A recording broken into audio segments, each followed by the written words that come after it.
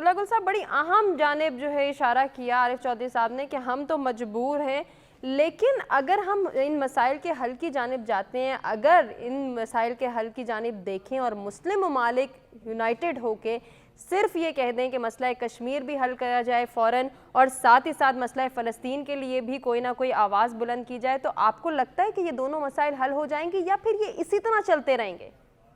عمر صاحبہ، بات یہ ہے کہ بالکل ایسا ہی ہے، مسلم ممالک یونائٹڈ ہے نا، آپ کو کس نے کہا ہے کہ یونائٹڈ نہیں ہے؟ وہ دیکھیں، وہ امریکہ کے ساتھ یونائٹڈ ہیں، ڈالر کے ساتھ یونائٹڈ ہیں، اسرائیل کی جو ہے خاموشی سے پشت پناہی کر رہے ہیں، اس کو تسلیم کرنے کے لیے، سر تسلیم خم کرنے کے لیے تیار تھے۔ وہ تو حماس کا جو ہے وہ ان کی نظر میں وہ تو حماس کو کوس رہے ہیں کہ اچھا بھلا بنائے کام کے اوپر جو ہے وہ پانی پھیر دیا انہوں نے۔ مسئلہ یہاں یہ ہے کہ کشمیر کی اگر ہم بات کریں تو پھر آپ ابھی دیکھتی جائیں نا، ہم کر تو رہے ہیں، آپ پتہ نہیں ایسی پریشان ہوتی ہیں۔ اصل میں ٹی وی والوں نے ستیہ ناش کی ہے، ہم سیاسی ان کی مدد کر رہے ہیں، سفارتی کر رہے ہیں، اخلاقی کر رہے ہیں، ہم عملی نہیں کرنا چاہتے بھائی۔ ہم عملی ڈالر لینا چاہتے ہیں، ہم میکڈونلڈ کھانا چاہتے ہیں، ہم کوک پیپسی پینا چاہتے ہیں، اپنے بھائیوں کو قتل کرانے میں ہم ان کی مدد کرنا چاہتے ہیں۔ بھئی آپ کو کیا پرابلم ہو رہی ہے؟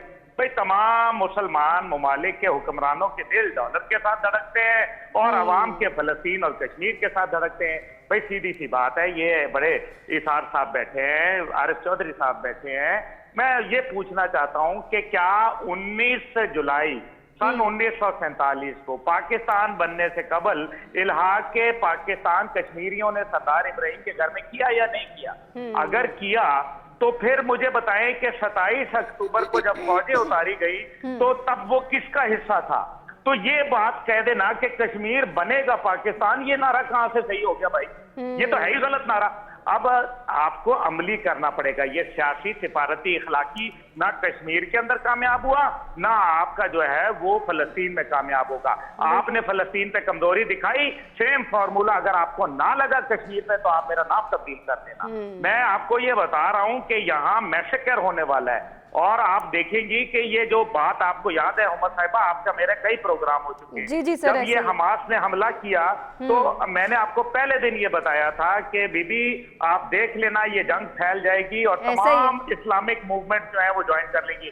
آج اینٹنی بلنکن وہاں جا کے کیا کر رہا ہے؟ یہی بتا رہا ہے۔ کیا ابھی حسن نصر اللہ صاحب نے کیا بولا؟ یہی بات بولی۔ او بھائی، آپ کو 12 صدی آپ نے جہاد کا نام لیا، 2 صدی سے آپ اچھے بچے بن رہے ہیں، آپ 12 صدی جو ہے معاشی طور پر بھی بہترین تھے، آپ عسکری طور پر بھی تھے، دنیا کے اندر سب سے اول کی قوموں میں جانے جاتے تھے۔